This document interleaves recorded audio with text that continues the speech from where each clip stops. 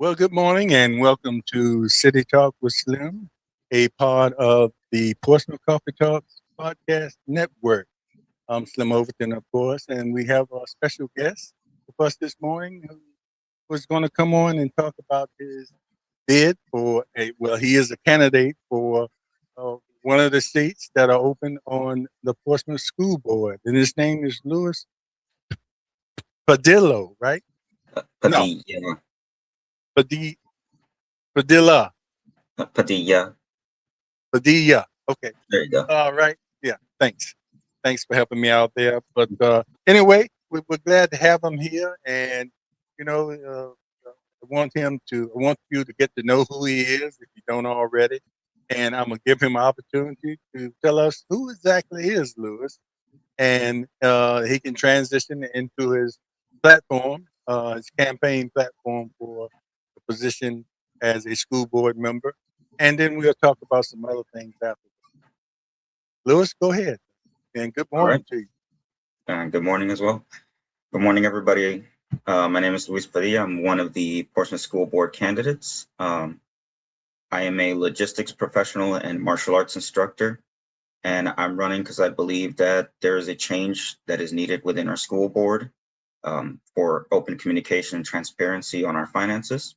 I feel that I can help out with that since my job on a day-to-day basis is dealing with those very problems. And I look forward to earning your vote and meeting you at different forums and podcasts like these. Okay. Well, give us a little bit more. I noticed you're not a native of Boston. What brought you here? And talk a little bit about since you've been here. What do you think about the city? So originally, I am from Puerto Rico. Um, what brought us to the States is I was 9 years old, so I had to move with my mother. And for a while, we traveled up and down until eventually settling in Chesapeake, Virginia. Once I was old enough to live by myself, I moved to Portsmouth with a friend, loved it, moved around a little bit, and eventually came back because Portsmouth reminds me of my hometown in Puerto Rico, being historic, focused on small businesses, and just full of a community that cares about what's happening. And I love that. And I wanted to be a part of building something greater than myself. And so since moving back, I've been involved in the community. I became a commissioner on the Portsmouth Clean Community Commission, volunteer in everything that I can. And I see a need in the community. So I'm going to throw myself in there and see what I can do about it. Yes, indeed. And you mentioned earlier, as part of your platform, and you mentioned your profession and what you can bring to the school board as a member of the school board as concerning your profession. And, Mhm. and you talked about you see a need for change. So, what exactly are you seeing that where change is really needed? Are you talking about the particular the membership and the way they vote, or you just see the overall uh, function of the school board that needs uh, a directional change or something like So I believe it'll be a directional change on how our system's operating. As I've campaigned, I started to notice the same complaints over and over again from different groups of people. That is, they don't trust their school system. They don't have communication that's good with our school system. Either people insult them or they never hear back from them. And I'm not saying it's everyone, because it's definitely not everybody, but it's coming up often enough where those things are becoming a problem that impacts how people view our school system. So, as a logistics professional, I specialize in coordination. I have clients that are in Brazil and China, all over the US. So I have to deal with different personalities, different time zones, and different conflicts, sometimes all at the same time. And what I'm seeing is that our school system needs an improvement in its customer service and how it communicates with people. Uh, just recently, I put in a FOIA request for the city, and it was so easy. It took me less than 5 minutes. Trying to do that with our school website, it was a lot more difficult, and it shouldn't be like that. So seems like you're talking about, operational changes that need to be made, and which is usually totally handled by the school board administration. And as a school board member, how do you feel that you can, you know, uh, make any kind of changes in that area? Anything as sort of a really you're advisory board, but you also make policy, and of course you would need uh, cooperation of other board members in order to make any kind of changes like that. And a lot of things that come along as far as administrative actions, uh, it takes a lot to make Mm, those changes. Of mhm, course, it could come through a vote, or you could request things from the school board administrator, the mm. superintendent.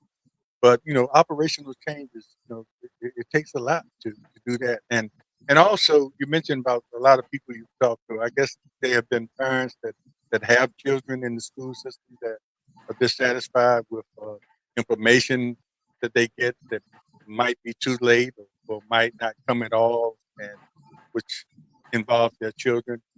I know that's a lot, but yeah. How would you, as a school board member, create that kind of change? Which it So seems like a pretty big task.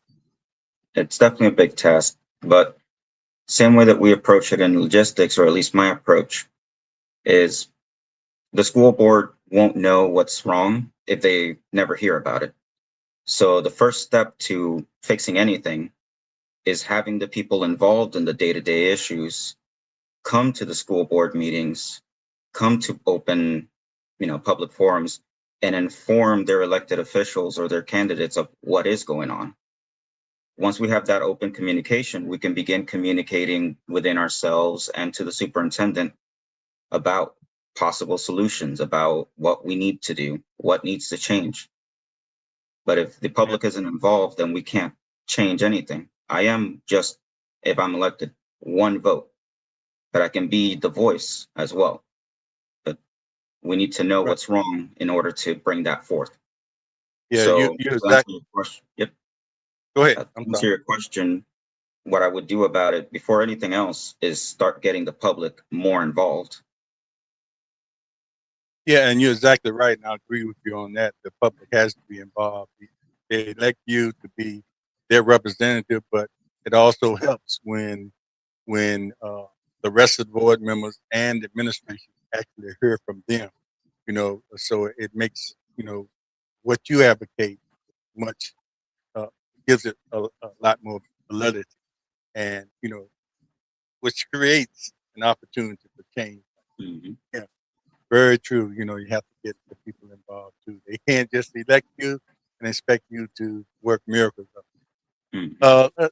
Let's talk about, and you've been as a very observant person, I'm sure. If you've been, just hearing a little bit about how you feel about Portsmouth history and being involved with boards and commission, which really helps, in transitioning into elected office, to get an opportunity on boards and commission to see how the city works, from that Yeah. perspective, whatever board you're on, you get a chance to see how things work, how it operates. So how do you feel that the relationship, and I'm going off, I got to get into this relationship between city council, uh, uh, from your observations, and the school board have been or are right now, because it's so important to have some kind of cohesiveness between the two boards, Mhm, because mainly because the city council uh, controls the funding, or what they can control. You have to convince them that the needs are there for them to fund. So how do mhm. you see, uh, from a citizen standpoint, the relationship is, and what would you do to improve, or to continue the way it is? So there's definitely been improvement on both sides as far as communication goes. Could there be more? Yes. Right now, I'm seeing, everybody sees the conflict going on between the Pace Center, the budgets, the tax referendum, and all that. So obviously, there's some tension there. But once again, this is about the people. We need to put our feelings aside and talk about what are we going to do to address these issues, not place the blame game or play hot potato with a topic. That leads to no solutions. So what I would do to fix that is continue what I'm doing right now, which is a clean community commissioner. I saw we didn't have a liaison. So we didn't really have a voice or much of anything going on. So I went to city council and I started advocating, hey, we need this type of communication. We need a representative. We need these supplies. And after being persistent, being open about our needs, we were assigned Councilman Vernon Tillage to be our city liaison. We were given more opportunity, more information as commissioners so that we can represent waste management better. And that's the same thing that I plan on doing. Just being open with my contacts in city council, being open with my fellow school board members about realities, where we can improve, where they can improve. Yeah, Overall, yeah, for me, honesty is the best approach. yeah. And transparency is so important because, as you mentioned about pace and the delay there, if enough information is not shared about what's actually happening or what caused the function delay, the funding delay, people will come up with their own conclusions about what's Mhm. going on. Yeah, And and I mean, go ahead. yeah, nobody likes to be the one to deliver bad news. Right. If I'm an elected official, I want to tell you that I just got you a pay raise or a brand new, CTE building. I don't want to be the one to say, hey, this is delayed. But that communication, just starting that conversation, at least opens the door to, okay, how are we going to solve this? Yeah, because you have a lot of voters out there that are single issue voters, and they'll take one issue that might not be in the best light of what's going on, and not look at all the positive things that Hmm. are going on between the collaboration between the school board and city council, and that needs to be brought up too, because like I said with some other people that've been on here, we have uh, students that are doing some amazing things, and it's because of the school system and the teachers that are involved. Which I'm glad that they have made the teachers the highest paid, because you want to keep the best teachers Hmm. in order for the students to excel. So, I guess your point is making sure that all things are being focused on, and not just one single issue. And Hmm. even if you have a single issue that's not going well, that's something that you want to make sure that you Hmm. solve that problem, but also be transparent about the other things that are going on that Hmm. might be in the positive. Yeah. Just like one thing, I won't mention specifics because I want to keep this person's privacy, but Hmm. I've had a parent that consistently throughout when I announced running to now has told me about their child's journey in special ed and how it's affected the family, where they feel the school doesn't really listen to them. They try to communicate what their needs are, they try to set up meetings, and they feel like they're getting nowhere. And that's why I say that we do need to improve our customer service. It's not just that parent. I've had a couple more parents, but that particular person is very communicative.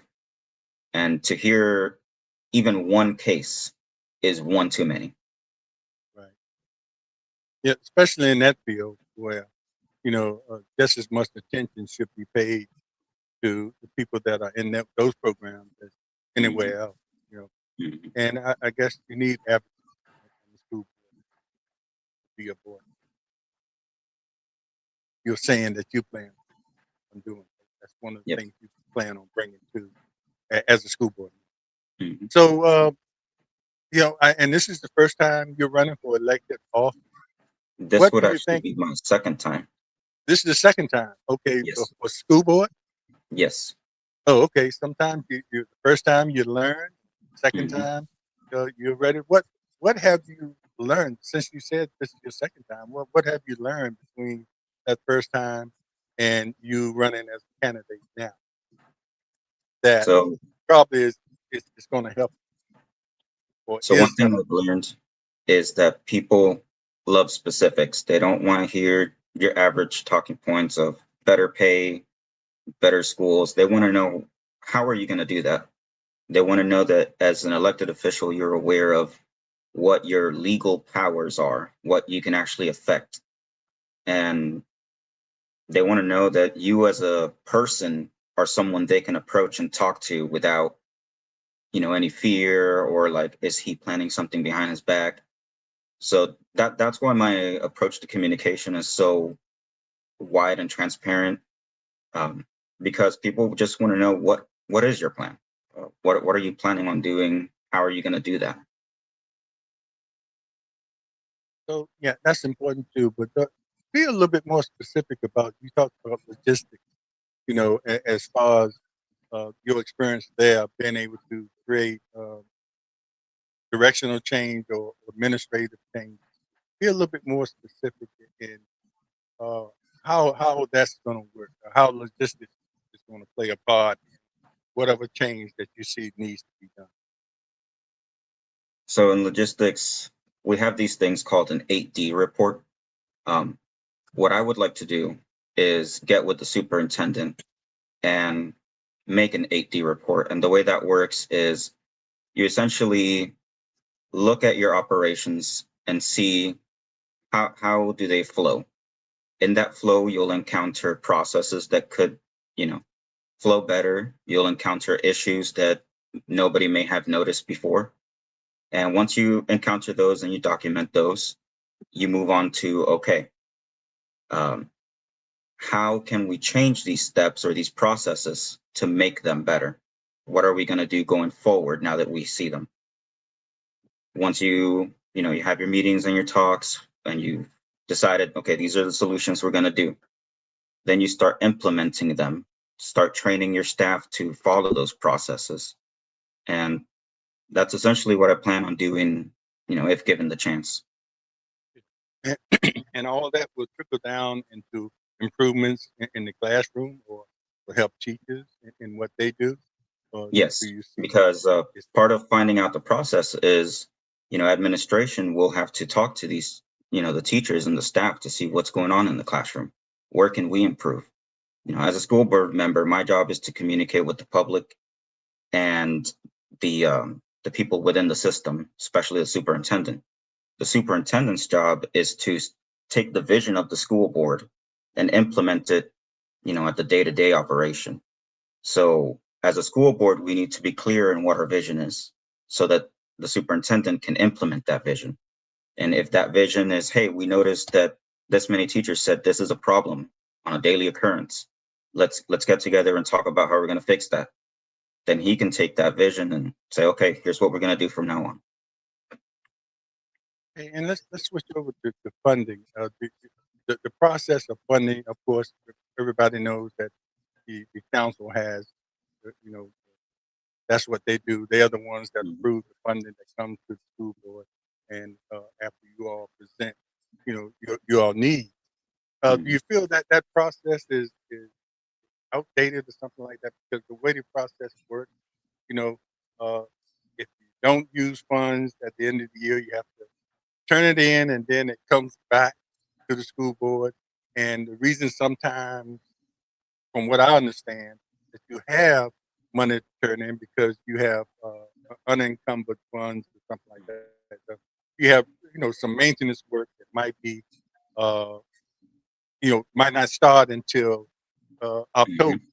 but Yeah. you've already, so you have to make sure you have those funds in place to do that in October. But if you're showing an overage, you have to turn those funds back in, Mhm. and they come back. In most cases, those funds absolutely come back. Do you think that process is sort of kind of outdated or might be a little crazy? Well, why does it have to take those routes? Because anything could happen when it goes back, and Mhm. nothing against the city council, but sometimes things could happen, you know, trickle down from the state that Mhm. causes them to have to use those funds for something else. Yeah. But and I don't think that's happened.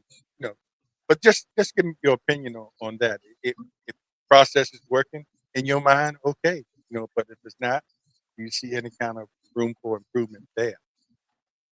I definitely see room for improvement. Um, from my understanding, the way we got to where we are now is there was an incident at some point, and the school board's ability to control its finances were stripped away. I think we need to revisit that and see where we stand right now.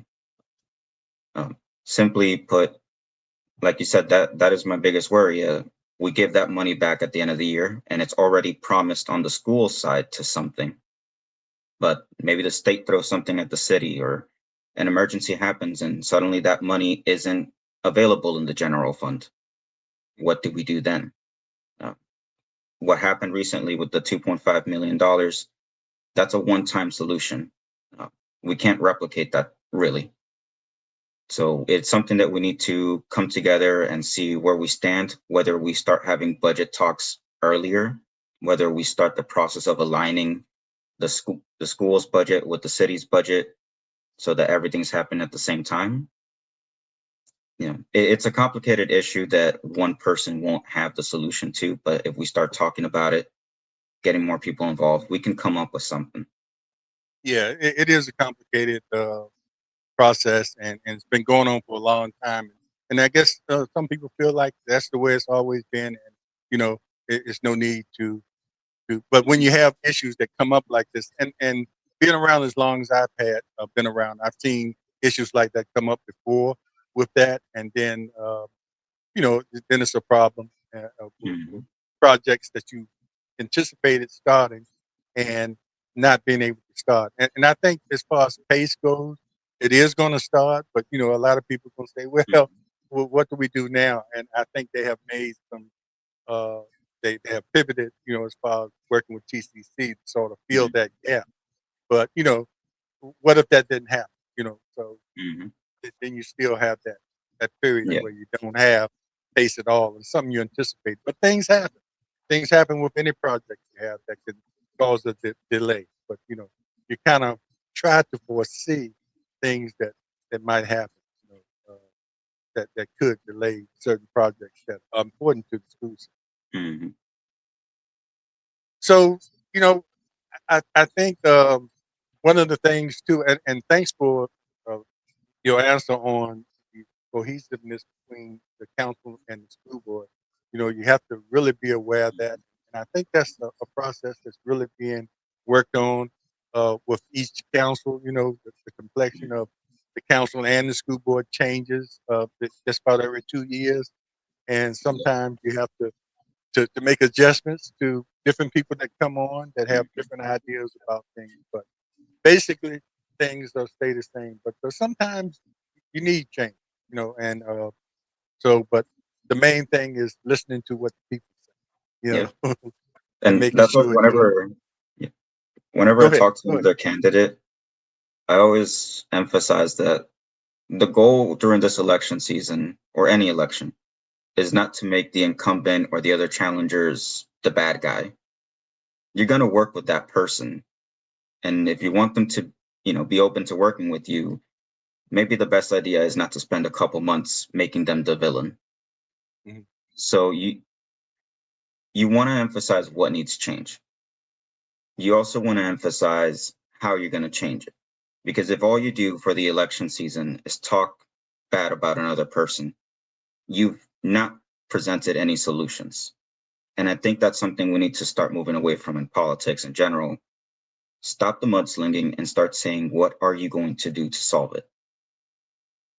You're exactly right. In my opinion, I think that's kind of unfair to the voters, especially when they're trying to vet candidates and see who will serve their best interests. And a lot of time, often, is wasted on the mudslinging. I think people they play on the intelligence or what they feel is the lack of intelligence of the voters to Mhm. not be able to see for themselves, you know, deficiencies that might be there with a certain candidate. But what we want to know as voters, whoever's running, what are you going to do? You know, Mhm. I used to listen to this radio show called Joe Madison was on it on Urban View, and he always would say to people that call in, "What are you going to do about it? That's fine. You made some good points, but what are you going to do?" And it comes Mhm. down to that. If you're running, what are you going to do? So and this is just my opinion. Too much time is spent on mudslinging and trying to put down the other person and not on the qualities that you have as a candidate and how you plan to approach that's a good point. Look, and before we go on any further, we talked before we came on, and I wanted you to put on your hat as a clean commissioner, a clean community commissioner in the city of Portsmouth, and sort of it's been some miscommunications Mhm. or lack thereof of the new trash policies, trash pickup policies, including the bulk policy. Can you give a brief, uh, share some information about how that's actually working? Because the people in the community, and I was at first, were kind of confused at the information that came out. And the way it came out, the way it was listed, it was kind of hard to follow. And I Mhm. can imagine some seniors having problems, as well as anybody reading it, kind of figure out, okay, let's see. But sort of give us a brief caption on how those changes are going to be implemented. I think they've Mhm. already started. Yes. So a lot of these changes are policies that were in effect already. They were just not enforced across the board. And Right. what waste management, got together and decided is, all right, we need to be better at applying this to everyone and not just, selective cases. Um, so the big things that they're focusing on is their bulk and their trash can rules. But the bulk, they want people to start making appointments. You can do that through the waste management website. You can call in as well, or you can use See Click Fix to put in a bulk request. If it's yard waste, they ask that it be in a clear bag so that waste management can see that it is yard waste and nothing else is in it. And the other thing that I think we need to come together and review is the trash can rule. Sometimes the wind is strong and opens up a can, or you might think you closed your can and it might be a little bit open. And a complaint that I've heard a lot is that, hey, my can was ever so slightly opened and it wasn't accepted. I got a red sticker saying it needs to be closed. So I do think there's, again, a chance for a conversation that we need to have and see, okay, well, what counts as enforcement and what counts as ridiculous. For me, if a can is open this much and you put a red sticker on it saying you have a violation, that is ridiculous. A little overkill, right? Yeah. So I think we also need to understand the realities that some people can't, come and unload their trash can or take their trash can off the street immediately afterwards. As far as the other rules go, we're going to see an increase in fines after the grace period. That is going to be targeted more towards the bulk issue. Another thing, if you use a contractor or somebody that cuts your lawn for you, it is their responsibility to take the trash with them. Waste management is going to be very clear with that. They're counting that as contractor waste. It's factored into your bill, so make sure that you're getting everything you paid for and that they're taking everything with them and disposing of it properly. It's not your responsibility to take care of the contractor's waste. It is theirs. Yeah, let me step in, and that's very important because for the citizens to know, to let those contractors know that they're responsible for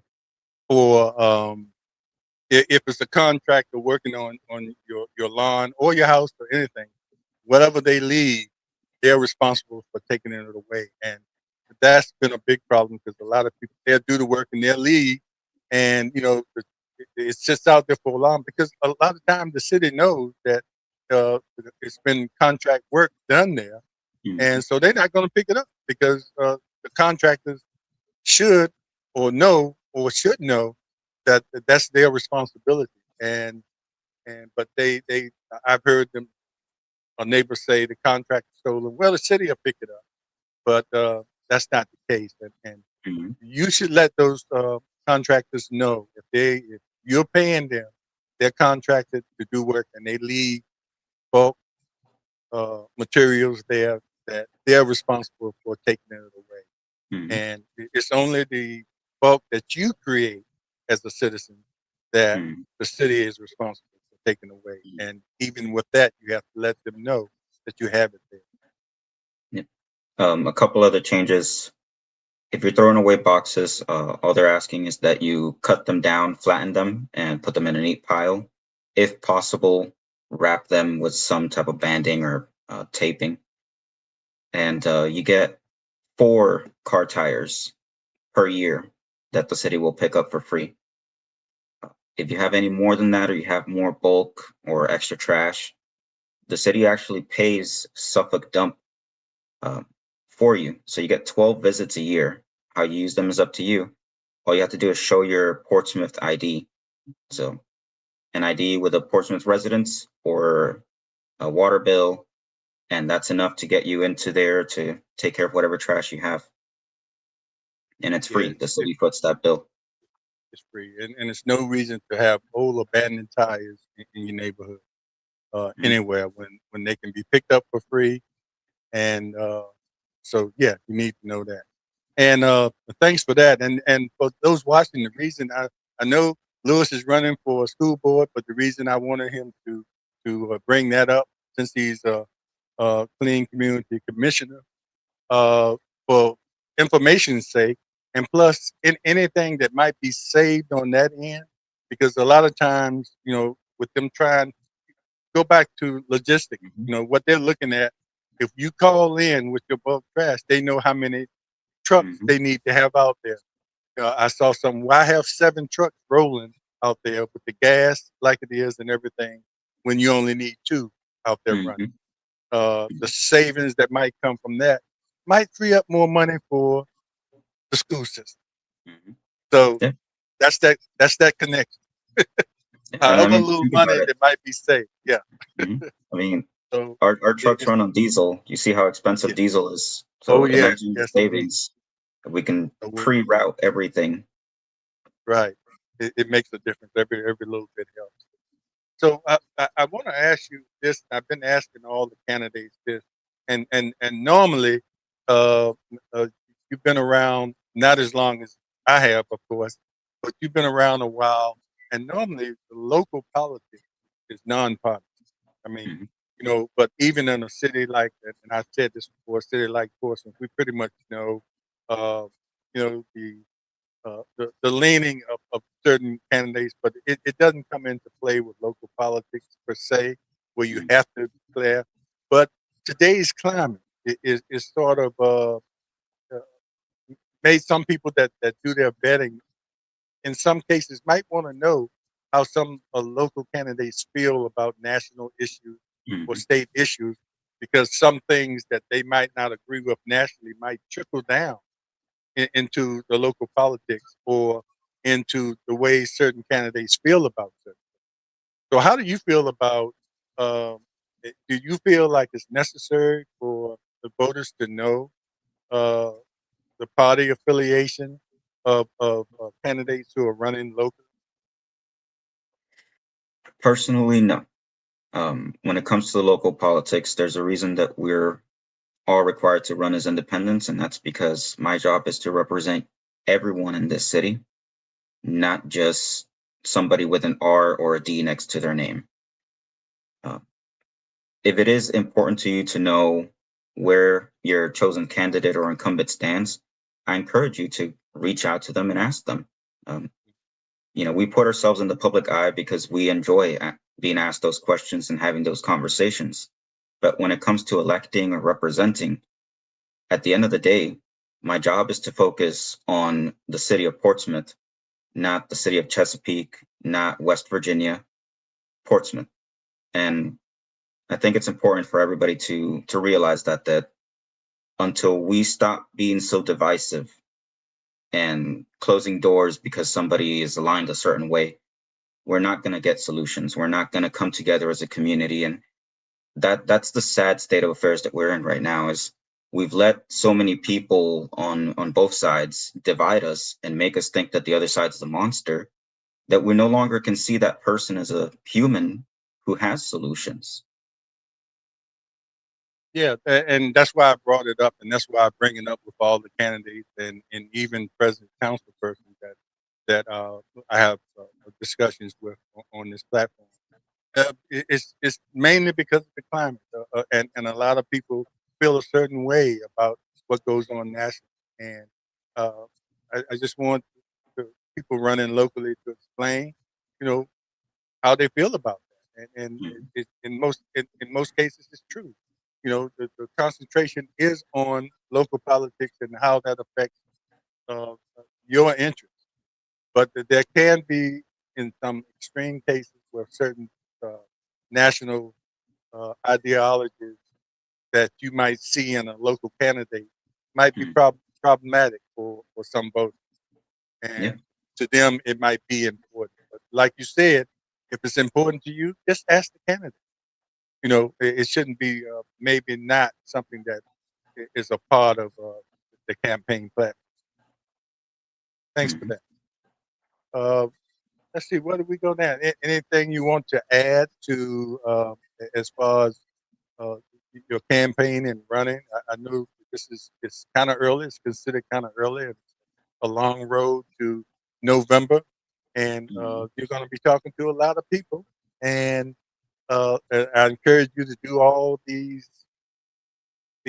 interviews as you can, because the people, the voters, need to be uh, able to vet the candidates, and Mhm. it also encourages us, hopefully, to get the voting percentage up. You know, it always bothers me, if I can say this, when we have an election locally and it's like 20 or 30% of the people vote. Even though if you get in, you represent everybody, but you get in and only 15,000 people voted. Mhm.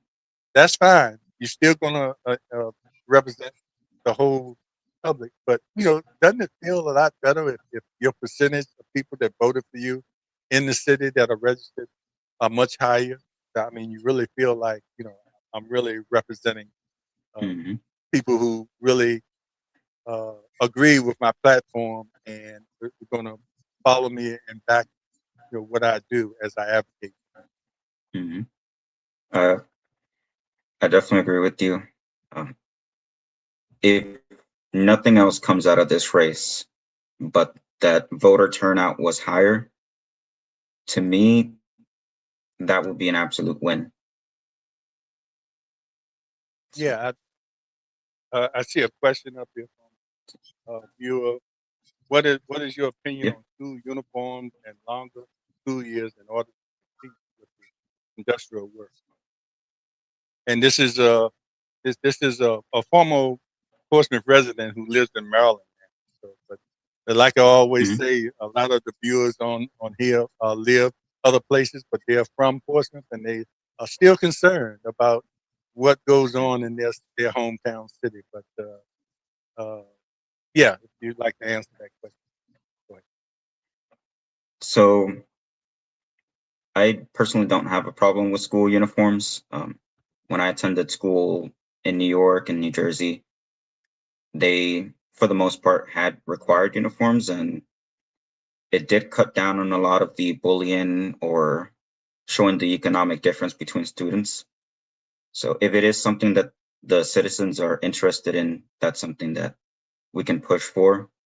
Um, However, you do have to be careful that it can sort of impeach on the students' voice, and we want to make sure that our students feel empowered, not silenced.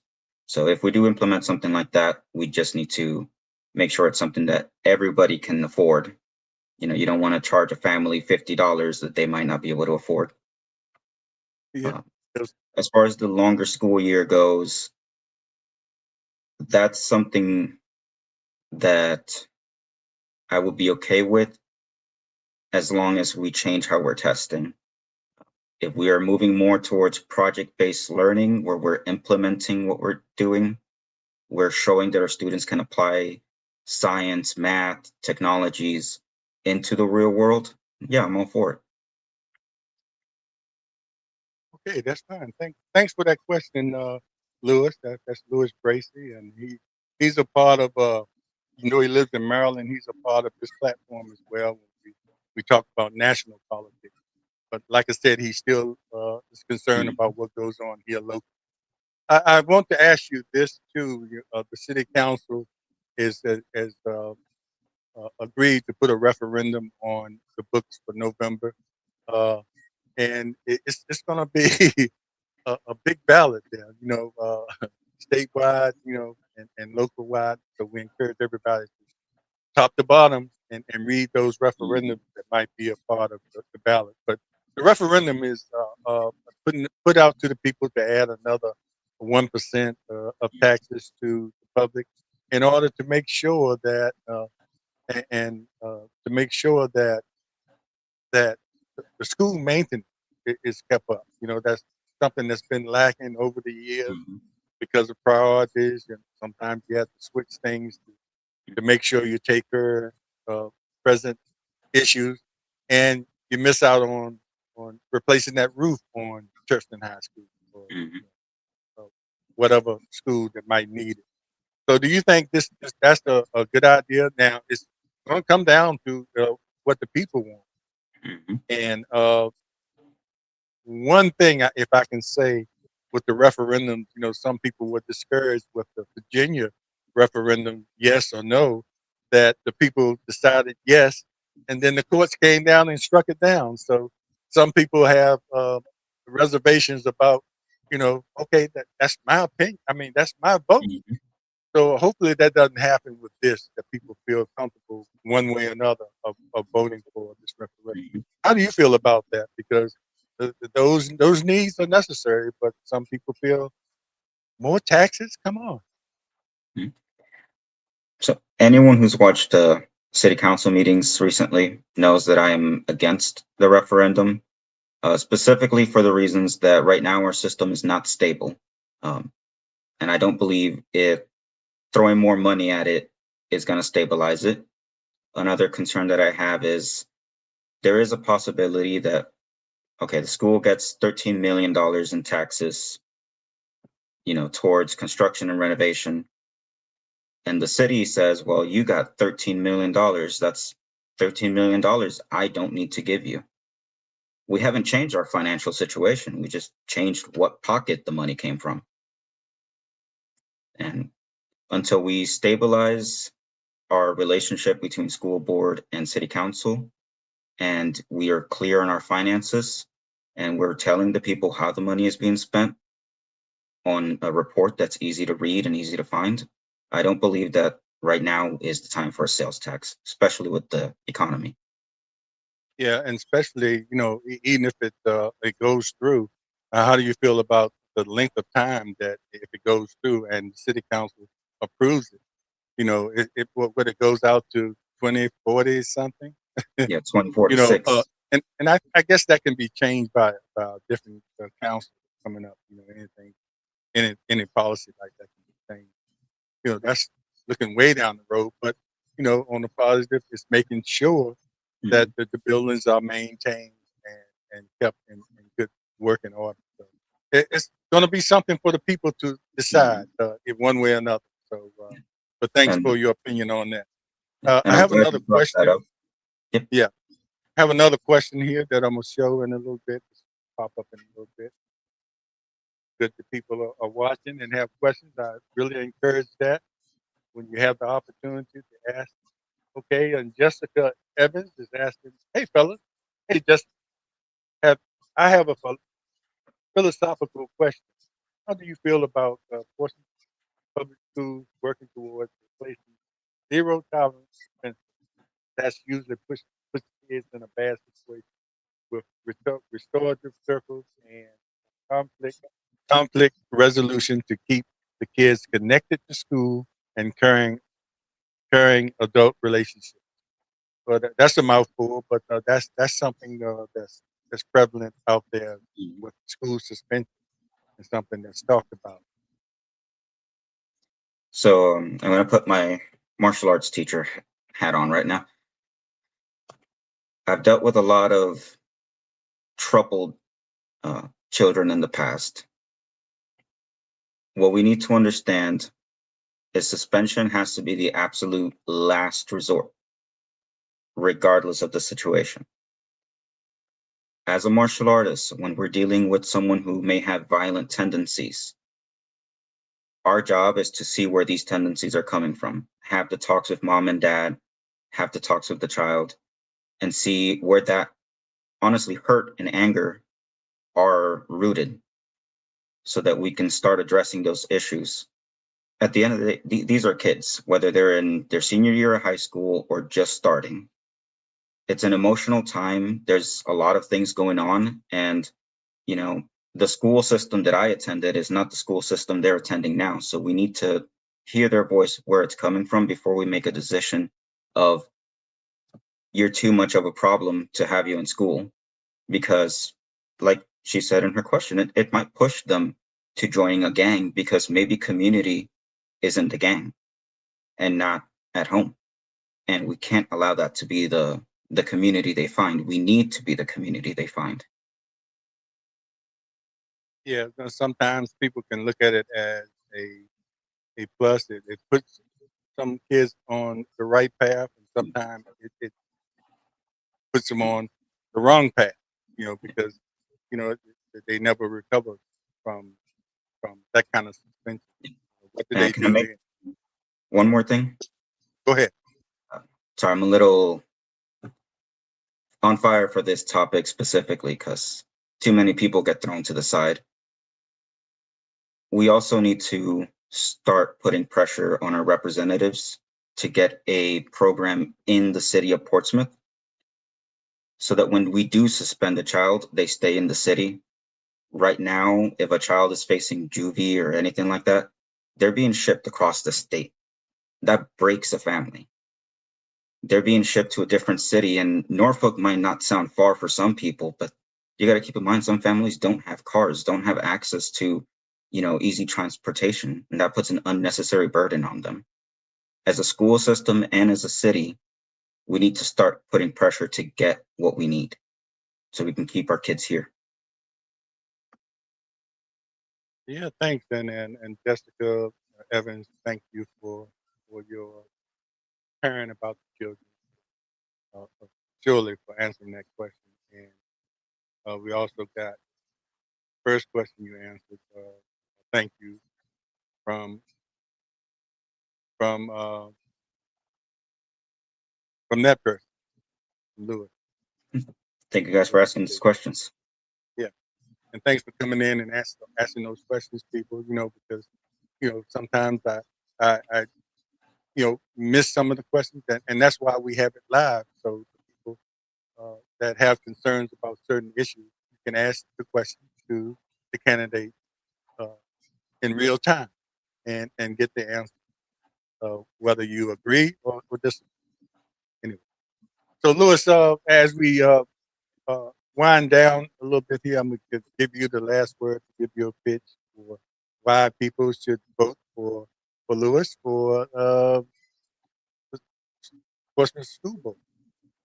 Thank you.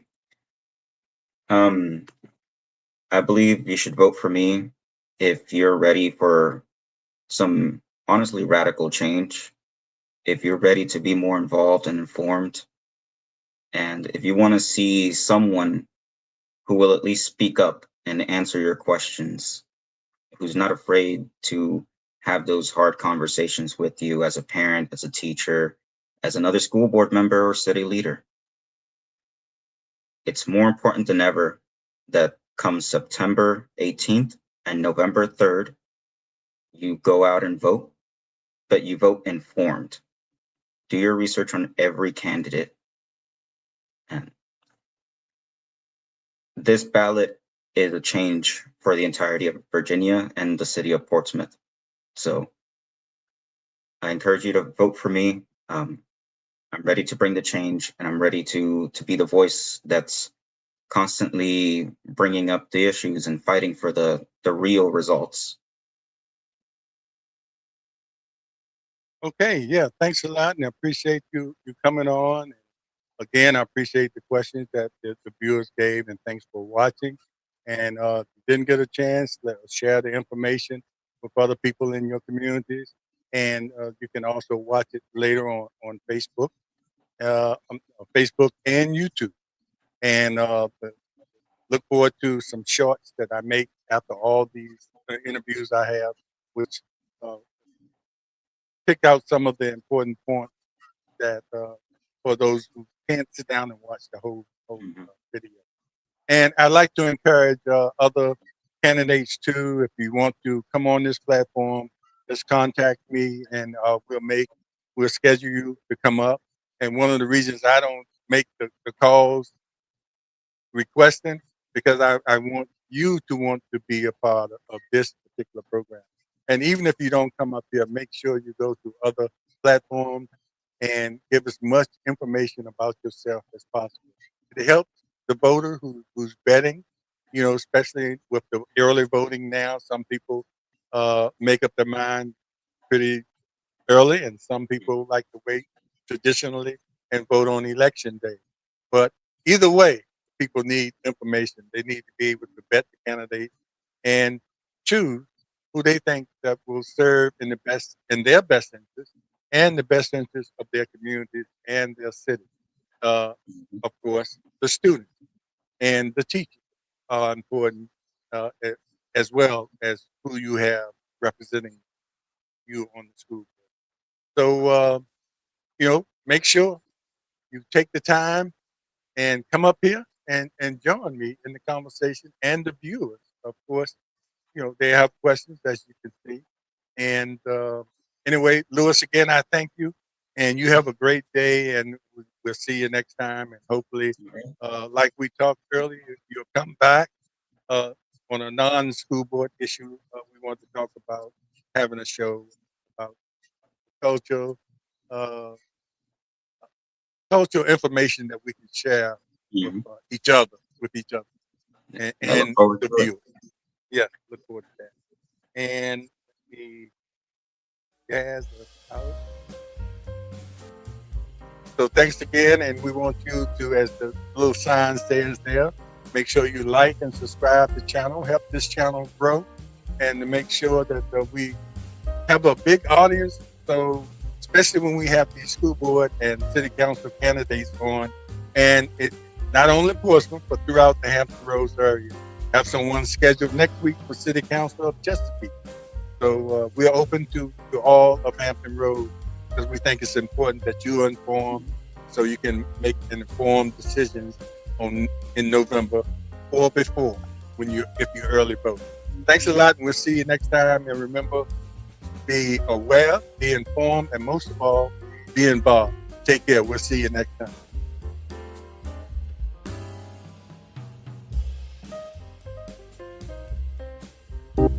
Be our guest.